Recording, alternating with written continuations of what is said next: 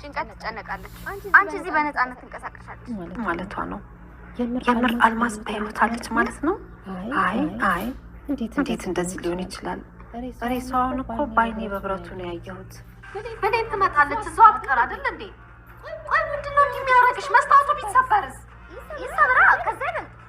ቆይ ከምኑ አንቺ በጭራሽ እናሰብሽው አይደለም። ዝም በይ እባክሽን ወረኛ። ትንሽ አታፍሪም እንዴ? ቀጥሎሽ ትሄጃለሽ። ተስማማ? በሰላም ብንሄድ ይሻላል። ሀዘን ላይ እንደሆንሽ አውቃለሁ እና አሁን ይሄን ሀዘን ላይ እንደረሳ ታስቤልሽ።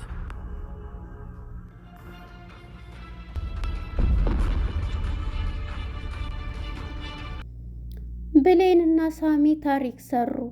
ሞታለች የተባለችውን አልማዝ እጅ ከፈንጅ ያዟት። ነገር ግን በኃይሉ እጅ ከፈንጅ ያዛቸው። እሱም ቀጥታ ሂጂ በማለት ብሌንም አንቺ በህይወት እያለሽ እትዬ ደግሞ ራሷን ሁሉ ለፖሊስ ልሰጥ ተዘጋጅታ ጨርሳለች። አንቺ በነፃነት አየር ትተነፍሻለች፣ እሷ በጭንቀት ብላ ብሌን ለአልማዝ ነገረቻት። ይሄንን ስታይ አልማዝም ጥቁሯን ለብሳ ልጇ ስለሞተባት እንዴት ልታመልጥ ስትሄድ ሳሚ ከመስመር ላይ ያዛት። ነገር ግን በኃይሉ ሽጉጥን ይዞ ሁሉም በተጠንቀቅ ላይ ቆሙ። በጣም ይገርማል። ሰላም ጤና ይስጥልን ውድና የተከበራችሁ የቻናሌ ቤተሰቦች እንኳን ወደ ቻናል በሰላም መጣችሁ። አደራ የተሰኘው ክፍል 68 ተከታታይ ድራማ ተለቀቀ። ወደ ክፍል 67 ስንመለስ እንግዲህ ብሌን በር ዘግታባቸው ነበረ። ንብረቷን ሁሉ በቃል ስም እየፈረመች ነበር ያለችው።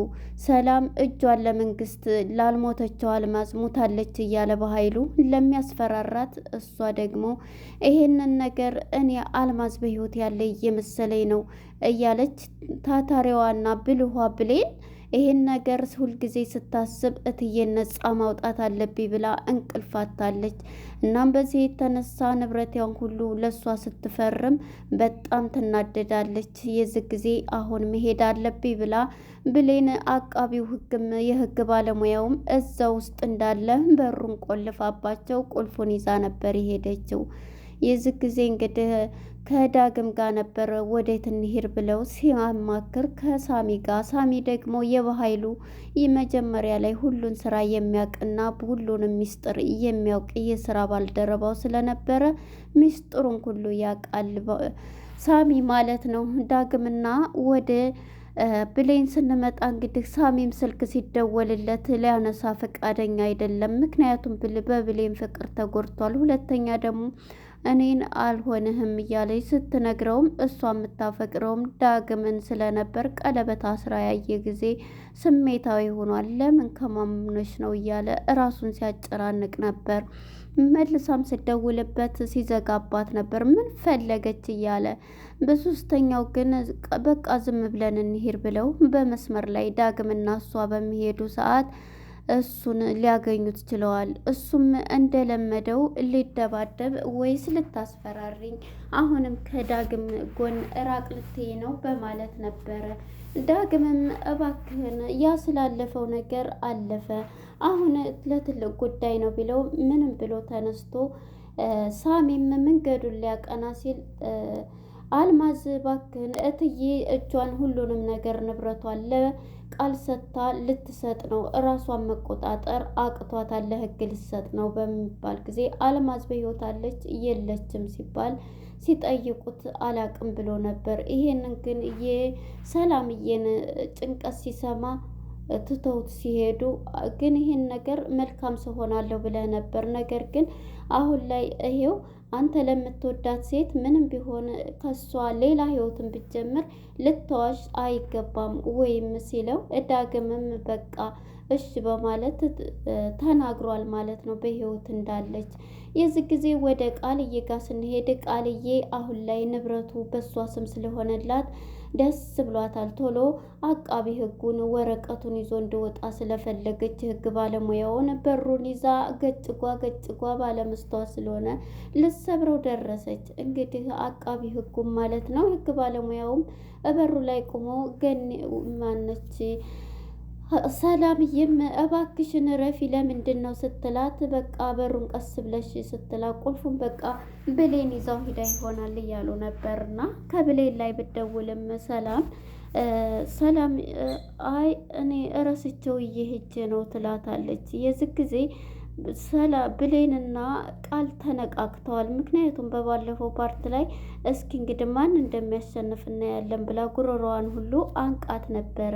በመጨረሻ እንግዲህ ይሄን ስታደርግ የነበረችው ቃል አሁን ላይ ብሌን እየቀደመቻት ሄዳለች። ምክንያቱም በዚህ ላይ ሙታለች ተብላ የውሸት ዶክሜንት እየሰሩባት በቴሌቪዥን ሁሉ ወንድሟ በኃይሉ እየቀረበ እየተናገረ ነበር። በዚህ ሰዓት እንግዲህ ወይዘሮ ሰላም ጭንቅላቷን መቆጣጠር አቅቷታል፣ አብዳለች።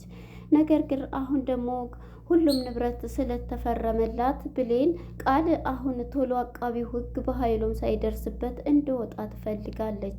በዚህም የተነሳ በሩን ይዛ ልገነጥል ብትልም በመዶሻም ልትል ስትል ሰላምዬ ግን በሩን ረፊ በቃ ብላ መልሳ እንግዲህ ከቃል ጋር ሲደዋወሉ አንቺ ነሽ አይደለም አውቀሽ ዘግተሽ የሄድሽው ስትላት አዎ ብላ ቃል ብሌንም ስትነግራት አንቺ ደግሞ ትሮጫለሽ አቀርብኝም ስትላት አውቄብሻለሁኝ እያለች ነበረ። ምክንያቱም ቃልና ብሌን ስራዋንም ተንኮሏንም ስለምታውቅ ብሌን እቀርምሻለሁ ብላ ነበር አንገቷን ይዛ ስታንቃት። ዛሬ ይቺ ብሌን ነች ወይስ ማናት እያለች ነበር እስከ ዛሬ በቢላዋ ሁሉ የምታስፈራራው የቤቱ ኃላፊ የሆነችው ቃል ነበረች። ዛሬ ግን ብሌን ሰራተኛ ሆና የምኖረው የሰላምን ህይወት ልትታደግ ማንም የሚቀድመኝ የለም ብላ አልማዝን ልታገኝ አምርታለች።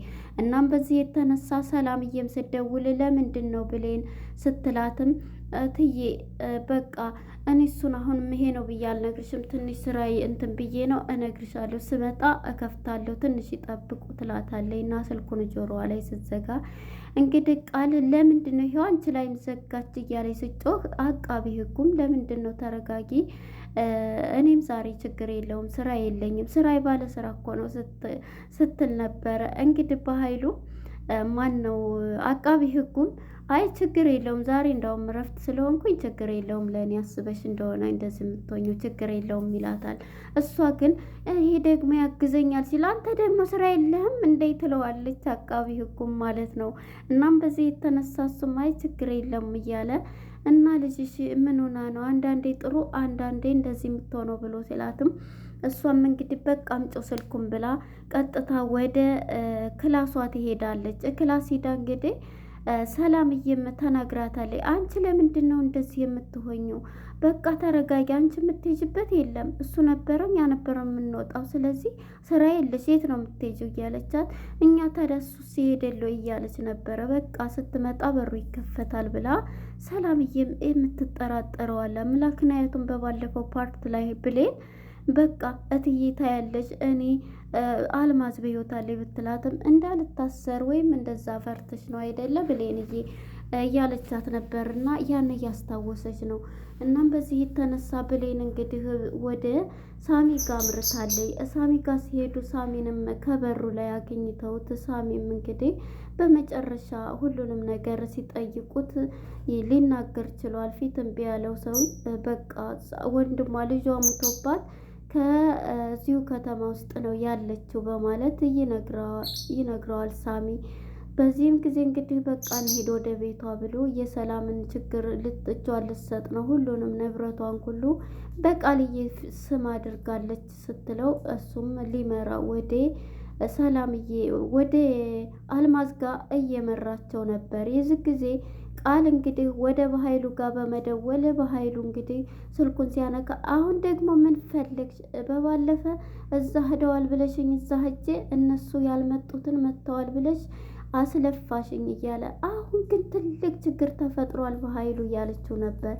ምንድን ነው የምትይው አልገባኝም እያላት፣ ይኸውልህ አሁን አዳምጠኝ፣ ምንም የማዳምጥሽ የለም ቢል ሰማኝ አሁን ትልቅ ችግር ነው ስትለው እሺ ሲላት፣ ከዛ ቀደማት ብሌን ወደ አልማዝ ጋር እየሄደች ነው። ምክንያቱም በህይወት መኖሯን እሷ ታውቃለች ስትል አንቺ ዝም ብለሽ በባለፈውም ብለሽ ነበር ሲላትም አሁን በእውነት ነው በቃ እያለችው ነው። በሩን ከፍት ዘግታ ሄዳለች ብላ ተነግረዋለች። የዚህ ጊዜ እንግዲህ በኃይሉም ምክንያቱም ሚስጥሩን አያውቅም ለእሷ መፈረሙን ማለት ነው። ይሄን ቢያውቅ በኃይሉ ራሱ ምን ላይ እንደሚደርስ ገምቱ ማለት ነው።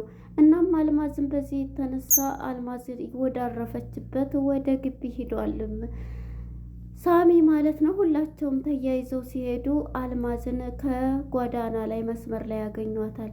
ሁለቱም ዳግምና ብሌን ማለት ነው። ሲያዩት ምንድን ፈልጋችሁ ነው ከኔ ምንድን ነው እያለች በጣም ጨንቋታል። ምክንያቱም ለአንድ ወር ነበረ ጊዜ የሰጠችው ለበኃይሉ ማለት ነው።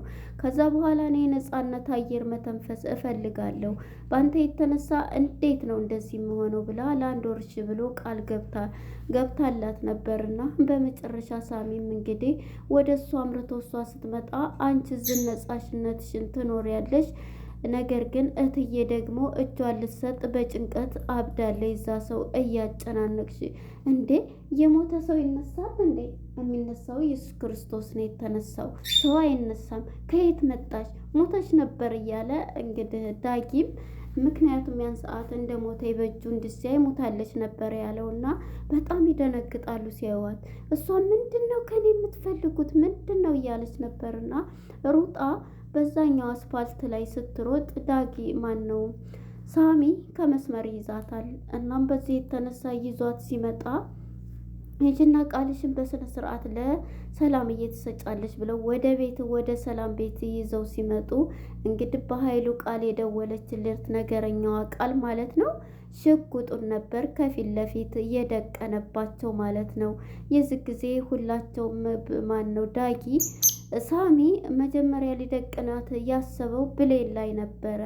ወደ ብሌን ላይ ደረቱን እየሰጠው ሳሚም ከሷ ኋላ ሆኖ እንደዚህ በእጁ ነበረ ሽጉጥ ሲያነሳባቸው ከብሌን ላይ ሂዶ የቆመው ማለት ነው። ሳሚ ምንም አሁን ላይ የዳግም ፍቅረኛ ብትሆንም አሳልፎና ለሞት ፍቅረኛውን ሊሰጣት አልተገደደም። ፊት ለፊት እጋፈጠዋለሁ ብለው ሁሉም በአየር ላይ እንግዲህ አራቱም ከአቶ በኃይሉ ላይ ተፋጠው ነበረ።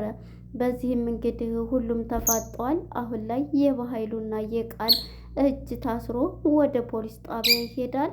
እነሱም ደግሞ ሁሉንም ነገር ያጡና ሰላምዬም ከነተኛችበት ከእንቅልፏ ነቅታ ይቺ ቃል የእሷ ልጅ እንዳልሆነች ታረዳለች። ምክንያቱም እንዴት በኃይሉን ወንድሟን አባረው አንቺ በጎን በኃይሉን ታወሪያለሽ ስትላት አይ አይደለም እማዬ እንደጠበቅሽው አይደለም ብትላትም መጀመሪያ ይቅርታ ነበረ ልልሽ የመጣሁት አሁን ግን ስህተት ነው አንቺን ይቅርታ ማለቴ ብላ ተመልሳ ትሄዳለች። በጣም ሰላምዬ እዝቤ ምን እየተካሄደ ነው ብላ ጥርጣሬ እየገባች ነው አሁን።